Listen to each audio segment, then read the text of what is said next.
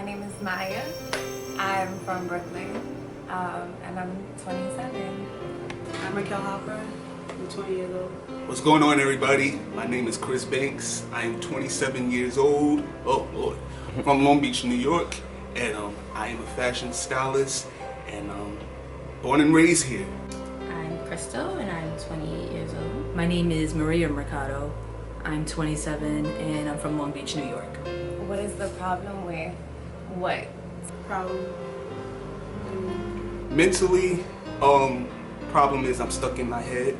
I don't feel like I'm good enough. So with that comes a lot of questioning within myself and being comfortable in my own skin. I've been depressed since I've been like a child, so it's like all the things that has happened to me that has caused me to fall in like this deep state of like loneliness, and I have a lot of insecurities, and then I just shut down. Wow, where do I even begin? I have PTSD, I have anxiety, I have depression. I also get seasonal depression, so my winters fucking suck. And then the big one is bipolar 2. So that means that I experience more depressive episodes than I do manic swings. So I'm more low than I am high. I've been diagnosed with depression and PTSD, which is post-traumatic stress disorder. I would say I have bipolar. Split personality. And I have severe anger issues. I know that I for sure suffer from depression because there's just certain shit I can't control. I'll be good or I'll be like floating in this area of like I'm okay, but I feel sad a lot, and it's something that I can't necessarily always explain. It's something that I can't always put into words. It's not something that I can allow people to help me with because I don't understand it. And I also know that I have this chemical imbalance where like I'll be good and then all of a sudden I'm not good. So yeah, those are my problems. I would say my problem on it is the way the medical field chooses to handle it. They just want to put us on like a certain medication so quick. They send us to these certain therapists, and they're so quick to prescribe you when you really need to just go through your inner traumas and let it out and explore. I don't think you need to drug yourself. I don't think you need to numb the emotions. I don't think that's going to get to the root of the problem. So for the past probably 15 years, I've avoided medication. I've been trying to explore my traumas. It's not easy, and it's really hard to go about it that way, which is why I actually decided probably 2 months ago to start a medication, Effexor, because between my mood swings and just not wanting to live, I couldn't do it anymore. I didn't want to do it to my family, and I just didn't want to live that life. I woke up every day, I walk outside, I look forward to getting hit by a car. Now I'm on this medication, and it doesn't numb me, it doesn't make me stoned or anything, but I look forward to waking up, I look forward to going to work, I look forward to wanting to live, which is something that I have never felt my entire life up until 2 months ago. Oh no, I think something is chemically wrong. I definitely think there's something wrong with my brain, because it's just the things that come in my head and the problems that exist and that I make up sometimes, it's definitely in my head. All in my mind, in my thoughts. Like, not, if it was that other way, I would embrace it, but I know that it's really more in my thoughts, in my mind, which is still as powerful as something else. Sure. Sometimes it's even stronger. No, I come to think that it is a chemical imbalance, and that's why I decided to go on the medication. I just feel that my serotonin level is not as high as anyone else's, so that's why I chose to go on the medication. I think it's more of a chemical problem, and I've tried the best I can without any help, but sometimes you just need it. I definitely think it's both, because again, it goes back to like how quickly I swing. 1 minute I'll be good and I'm happy. But like the littlest thing could just piss me off and it'll trigger me and it'll cause me to change my whole vibe and the way I'm acting and the way I'm talking and the way I'm behaving around people. And it doesn't matter who it is. It could be family, it could be friends, it could be people I just met. But at the same time, I know that my mental plays a part of it. So it's like, I realize this is happening right now, so I want to allow it to happen. And sometimes it's easier to just let it happen. But then sometimes I have to push myself and challenge myself to get the fuck out of that. Like, hello, you're tripping right now. Like, you know you're tripping, so fix it. It's all in my head. For the most part, it makes me feel defeated. You know, I don't feel as strong. I don't feel powerful. It makes me feel like I've lost it all. Well, again, I don't want to live. I felt, I don't even care, you know, I wouldn't care about my appearance. I wouldn't care to get ready. I wouldn't care to maintain a lot of friendships or even seek out new friendships. I don't look forward to, you know, pushing myself out of my comfort zone. My social life definitely went downhill severely. And my family, you know, they can only try to help so much, and it caused probably a lot of problems with me and my mom because she was trying to break through, but I just wasn't there mentally. And my friends notice the difference now too. Now that I'm on like this medication, they say how more like I am in the present moment. Sad and alone. I sometimes don't even want to be here anymore. Nervous, anxious. I'm like never happy. Never happy, never satisfied. For me, what makes my problem better is realizing my triggers for one, and understanding what I need in the moment. Sometimes what I need is to talk to people and to allow my guard down, and sometimes I need to be left the fuck alone. Sometimes I need to take a walk, and sometimes I just need to listen to music. So it's about knowing myself, knowing my triggers, and knowing how to deal with them the best. I draw, I write, I read a lot. For me, honestly, a lot of self-love. I read a lot of self-love books. Any social media that I do use, I only follow positive content or, you know, things that would help get past, you know, what I'm going through. Anything negative, anything that I would like catch myself comparing to, whether it's other females or other people's lifestyles or why does this person have more than I do, I unfollow.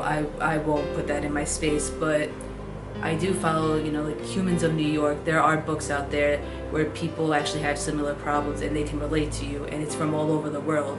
That helps me a lot, knowing that there are people out there and we go through similar things. Praying, of course. Just keeping God first in everything and going to Him, seeking that validation that I may be trying to get from others, from Him. And every time I pray, every time I'm going through something, I just release it to Him.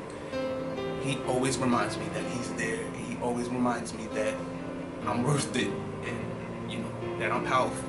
So going to Him and doing what I love to do, which is styling, you know, that's another thing that kind of keeps me grounded. It keeps me in a positive place. But God, for the most part. I guess if people were just more open-minded, because even though we are in 2019 and we are talking about mental health more, there is still a level of like stigma about it, or it's like still taboo to talk about, or it's not necessarily perceived in the right way, because when we live in this social media age, it's like, oh, are you really doing that because you really feel that way? Are you doing it for fucking attention? And so like I know for me, I don't complain to social media. I might say a couple of things here and there, but like I don't talk that real to social media, because even though I consider people my friends on my social media, I still know that there's like a level of ignorance. And not to say that it's ignorance in a bad way, it's just that people are not educated. They don't experience it firsthand. They don't know what it's like to have a person who is bipolar in their life. They don't know that you can be okay 1 minute and like flip the fuck out the next. They don't know that it's okay to get up and function during the morning and like go to work, and then you come home and like you drink or you smoke or you go to sleep or you overeat or you do all of those things or you do none of those things. Like,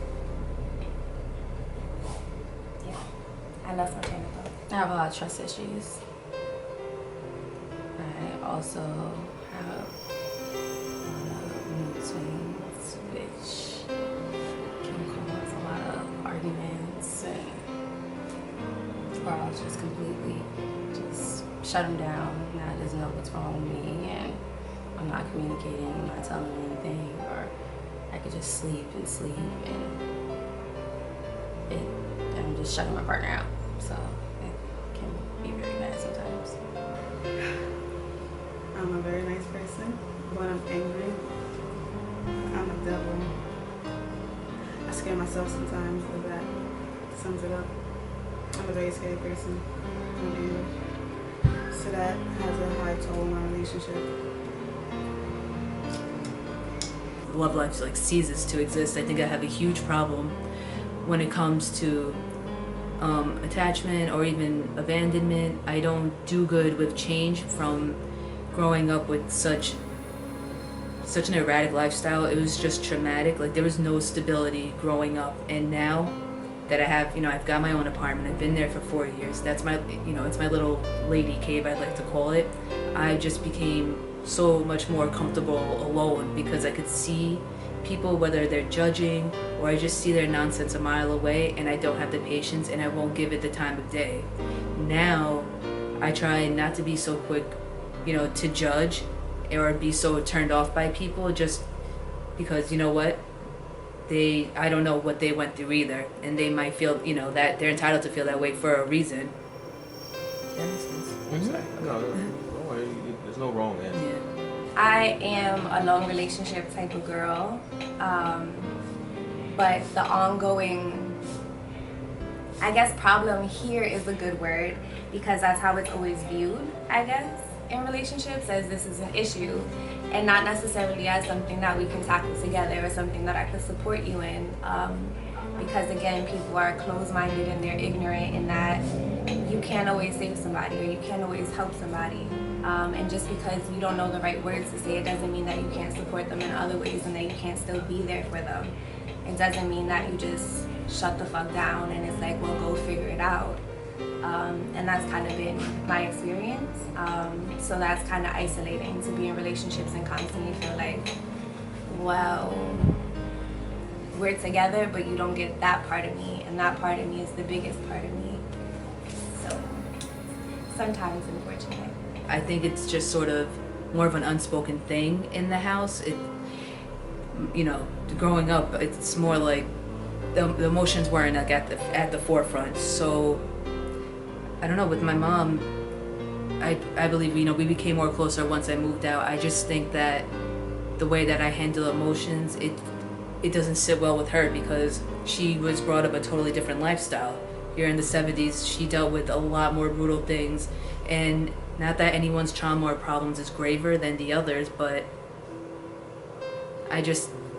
there is no real link with the mental health when it comes with my family, which is sad, which is probably also another problem in the community. But hopefully this today will open up, the horizons a little bit. My sisters, we're very close, and as sympathetic as they are, I don't think they can truly relate because they haven't seen or gone through what I saw. I think my overthinking got more powerful maybe in the last 2 years, once I found my my purpose and my career started to grow. That's when it became more, my mind exploded with so much. Sexuality wise, I've always been kind of content with, right. That, so I had no questions about it. The career being the styling and stuff. Yes, sir. Is it because you're like styling for other people, so you're kind of wondering if they're okay with what you're doing? Like, what about it do you think really draws the overthinking? That's a great question. I think because I grew up singing, I grew up doing music, so when it was time to become a stylist, I didn't know a lot about styling, and I didn't know that styling is a business. You get what I mean? I'm not really a businessman. I'm growing to be one. So when it comes to contracts, when it comes to money, when it comes to, just doing a great job at everything that we do, it's a little bit overwhelming because, you just want to do a great job. And with me, I have a platform, so I'm very hard on myself. So every person that I style, every fashion show that I do, I always want to get better. So that's pressure. You get what I mean? And I'm not where I want to be all the way. So sometimes when you're looking on social media, you can get caught up in what everybody else is doing. And then you look at your life and you try to kind of, you see other people who are in that same field as you, and you see them progressing. So that alone is just overwhelming. Just being a young entrepreneur, you know, it's overwhelming. So that's where a lot of my thinking comes from, for the most part. It started when I was younger. My parents used to fight a lot. And then I used to get picked on. And then there was like someone close to me that died, my aunt. And like sexual assaults. It's a lot of things. It just kept piling up. You want to take a minute?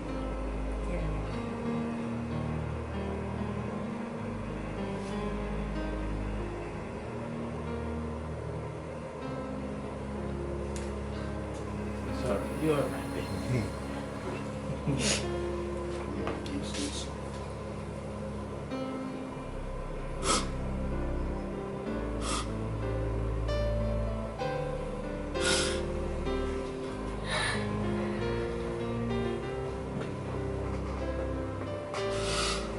I would say the absence of my birth mother definitely played a huge role. And then my father, he was older, and it was a lot of in and out of the hospital. You don't know where you're coming home to, if he's going to be alive. You know, I've come home to him having heart attacks, you know, blood all over the apartment. It was a super stressful environment, and you get pulled like from APS, was adult protection services, and then child protection services. Social workers coming to the school every day. You didn't know what it was going to be, and I finally got adopted by not my mom, not my birth mom, but a woman who I call my mom, and yeah. So again, I would say the absence of my mother and my father's health issues, it was pretty turbulent, but I think the absence of my birth mom played a huge role. I feel like, you know, sometimes I walk around and am I living up to society standard? Like, as a woman, like, am I even like a good woman? So many people can tell you you're beautiful, you're kind, you're empathetic, but I didn't get that nurturing, you know, from my mom, and I do feel very empty. I do feel lost, and I do feel weird. And I spent most of my life trying to take care of my dad or helping take care of him, and there was no attention on me. There was no time for me. I didn't have time to have a childhood, and my friendships, it was just so erratic because I didn't know what was happening day to day, hour to hour, where I was staying, if I was even getting a meal sometimes, because if my dad was too sick and he couldn't cook, and I'm young and I don't know how to cook, forget about it. And then my birth mom, the 2 or 3 times that she was around in my life, it was nothing but abuse and heartbreak. There were times that she starved me. There were times that she tried to put me in the bed with her new boyfriend, and I was like 8 or 9, and it's really uncomfortable. There was one time I had to run away to the woman who's my guardian now, my mom, and she saved me from all of that. And I understand that my birth mom probably had, you know, a mental health issue herself, because I don't understand how a woman can, you know, have a baby in their stomach, you feed them, you breathe with them, they know your heartbeat, and you can turn around and treat them like that, and they're supposed to be your world. I would say that sits heavy on my shoulders, and it's something that I don't know if I'm gonna ever get past. I don't know, but I would like to, because it does affect like my personal relationships. There's probably a huge reason why I haven't been in one or two, but you know, nothing real like what I'm seeing now, these 3 to 4 or 5 year relationships. I just don't know if it'll be attainable, because I have a lot of attachment and abandonment issues to get past because of that situation. If I were talking to myself and I were talking to other people who were experiencing any of my diagnoses or any of the other diagnoses that are out there, or people who are just dealing with sadness in general or feeling hopeless, like, I know that the act of suicide is seen as like a stigma and it's something you're not supposed to do and it's selfish. But I want the people who may have experienced that with somebody that they love to understand that it's not about being selfish. That in that moment, it's really just about wanting to end the pain, and that is not so much selfish as it is, it's just bigger than that person. And when something's bigger than you, you can't always put that shit into words. And when somebody can't put it into words, it's not for you to be upset at them. It's not to call them a coward. Because I have survived 2 suicide attempts. And that's not something that I always talk about with people that I met or that I get to know. But it's something that I feel comfortable saying now, because even when it feels like, what the fuck am I doing? How am I gonna get through this next day, this next week, this next month, this next year? Where am I gonna be 5 years from now? I'm supposed to be married. I'm supposed to have my own crib. At the end of the day, I get to feel every day. I get to learn every day. I get to affect somebody every day. And when I work with kids, it just reinforces this feeling of I'm supposed to be alive. So whether you know your purpose or not, there is a purpose for everybody out there, whether it's working with somebody or whether it's doing something from your heart that nobody knows about, or whether it's something that's bigger than you. There is a purpose and there is a reason. And people do love you and people do care about you, and your life matters. People are here for you. Just look for them. Mm-hmm. Be afraid. I posted something yesterday saying, Steve Harvey always says something like, jump off the cliff. And I used to always figure out, what is that? What am I supposed to be jumping? What's my fear that I'm supposed to jump from? And I would just say to particularly a young black male who's younger than me, older, who is dealing with self-esteem issues, who's dealing with sexuality, who just doesn't know, be afraid. But don't allow that to, don't be afraid, but do it anyway. Tell your truth. Go and do it. Be brave, because you never know who you're helping. When you are free to tell your story, the people you thought wouldn't be there will be there once you tell your truth. So I just want to say to somebody, be afraid, but do it anyway. Don't be afraid. Tell your truth. I'm learning as I go. I do believe people should go to therapy. I want to find like a great therapist, because some of them out there are just like whacks. But I do feel like when you have that one good therapist, social worker, psychiatrist, psychologist, just someone from the outside in looking in and giving their point of view, it puts you in a different perspective, and it does help. It does take the load off you. I would say to get it, as hard as it is, get out of your head, because at the end of the day, we're our own worst enemy. As nasty as anybody in this town or in this world or at my job can be, there's no one more nastier than you could be to yourself. And I have treated myself so poorly. And now, as I turn 27, I'm so upset that I spent so much time being so angry, whether it's at my mom or at my dad or even at God, just asking why I have to deal with these trials and tribulations.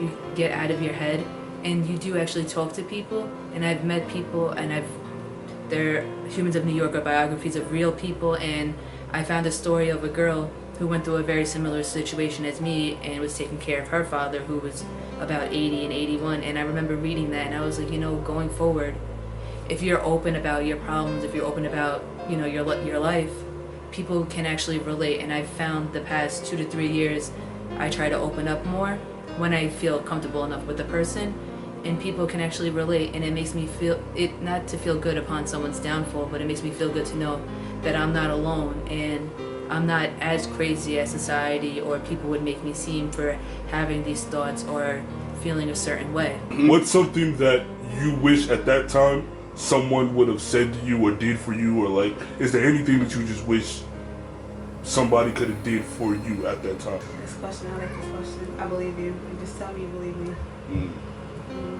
Well, regarding like the sexual assault thing, I wish people that I did tell them to kind of blame it on me. And for the most part. Hug me. That's just a good big hug. Like 50% of me, I want to cry, but the other 50%, I'm so proud of myself that I actually made it through this conversation without crying, because it's the first time that I've ever probably spoken about it publicly. It'll be the first time that everybody will know about it. But I'm proud of myself. I'm super proud of where I am right now, because if you would have even told me a year ago, if you would have told me 5 months ago that I'd be having this conversation or doing this right now, I would tell you that I probably am not going to be alive by the end of the week, because it was getting really bad. A little weight has come up, but it feels kind of good to talk to someone. I mean, Feel good because I know that I'm not alone. I know that there's somebody else who I can identify. Maybe not with my addiction and things that I struggle with, but we all have the same story. And a lot of people who deal with addictions feel crazy, feel weird. They don't know what the fuck is going on in their mind. What is this that I'm feeling? What is this that I'm putting out there? You know, so they keep it to themselves, and that's how sometimes with addictions they get stronger, you know, because we're not talking about it, we're not, you know, putting it out there because, you know, we're afraid to be judged. So part of me is happy, part of me still feels like, okay, you know, a lot of people probably wonder if it was me doing certain things. So now that I can put it out there, it's always that fear, but for the most part, I'm happy, I'm good. This is therapy for me, period. I mean, I don't know you, but I'm happy to hear that you at least considering getting help now. You know, if you feel like you might need it, that's a good thing. You know what I'm saying? I never want to hear about anybody struggling in silence or struggling in a way that they feel like they can't get help That's from how most anybody. people do. Like they're struggling in silence with the Facts. biggest smile on their face. And Facts. you never know. Facts. And that's a trash way to live, you know what I'm saying? So, and I definitely appreciate you coming on here talking about it. I know that shit not easy. Not at all. I know. This is my first time I haven't been like shaking like this and like caught up. I'm actually loose, so I might take the next step. I appreciate you guys interviewing me. I appreciate you coming, man. So how do you feel now after just talking about that a little bit briefly? I guess, you know, I lost a good friend not too, a couple of months ago. You know, they committed suicide, and it shook me up, because to know that they felt so low, which I semi had an idea of, but that was my person that I would go to when I felt just as low, and we talk it through. And for that person to take their own life because they felt alone, it broke my heart. And I can't stress to anyone enough that if you need someone to talk to, me or anyone, find someone to talk to, because there is someone who will listen, and you need to just get it out. You let it sit in, it will build up over time, and you're just gonna explode. You want to get through those traumas. I would say just find someone and talk it out, because I have seen a lot of despair. I've seen a lot of darkness in my life, and I'm happy that I stuck it through, and I'm happy I'll see my nieces grow. I get myself, I'll see myself turned into a better woman. I want to be a better, child to my mom. I want to be a better sister. I just want to be the best that I can be, and it's beautiful to finally feel that way, to feel that I want to live, because the past 26 years, I didn't feel that way. So I would just hope that anyone out there who feels the same way, doesn't want to talk about it, go through it. If you don't want to talk to someone, I know all of you are on social media. Go on social media. You can find Humans of New York. You can find so many blogs out there, and you'll find people that will relate to you. And you're not alone as you think, as unique as you think your situation is. There is someone out there who can actually relate. Thank you so much, Maria. This was great. And, you are very strong. Thank you. I appreciate you. Thank you, Sid. Thank you again for sharing this with you. I truly believe you probably just saved somebody's life when they see this. So you should give yourself a pat on the back. You are strong for doing this. Thank you. Truth be told, kind of a hero. So Thanks a lot. thank you. Thank you. All right, thank you. thank you. I love you. You really need to. I love you too. Well, I'm glad you are still alive with us here today. I know that's a tough thing to go through, and I'm glad you seem to be, I don't want to say figuring out, but you seem like you got some idea of how life is for you and how to navigate the waters. And I'm glad for that, because life is a rough thing. But we do appreciate you coming on. We do appreciate all the help and all of that. And give you some love. Well, we appreciate you. Yeah, we appreciate you coming on. They are awesome. We You guys are appreciate you. awesome. Thank you. Appreciate you guys from the bottom of my heart. No problem, man. Appreciate you, man. For sure. You know what I'm saying, this isn't something easy. You know what I'm saying? If it was, everybody would do it. Right. And, Right. You know, And it's not something we take lightly. exactly. You know what I mean? Yeah. You're not a weirdo, you're not nothing, and you're not alone. And everybody else that we interview and everybody else out there, man, Yeah. there's nothing wrong with you guys. So don't sit there and ask why. Yeah. 'Cause, you know, I just want to say one more thing too. yeah, you can say whatever you want. For anybody that may have a family member or a friend that struggles with depression or struggles with their sexuality and they're upfront about it, pay attention to them. Pay attention to them. If you see somebody post something on Facebook, I used to post a lot. I vent a lot, but I vent a different way now. But I used to feel so bad for posting that I'm depressed because I didn't want other people to get that energy. Or, sometimes let's be real, with suicide, everybody say they're depressed. So sometimes when people post it, we're like, yeah, okay. You know what I mean? We don't really take it seriously. But take it seriously. Pay attention to the signs. If somebody who's always so active and they're laughing and they're the life of the party and they always have great energy, if you notice that their energy is down, call them. Check on them. Check on people. Please. A little bit of signs can give you everything you need. Parents, sisters, brothers, everybody, cousins, African American families, pay attention because there's the signs and you can help somebody like Said and Chris did for me. They listened to me and it helped me. So listen.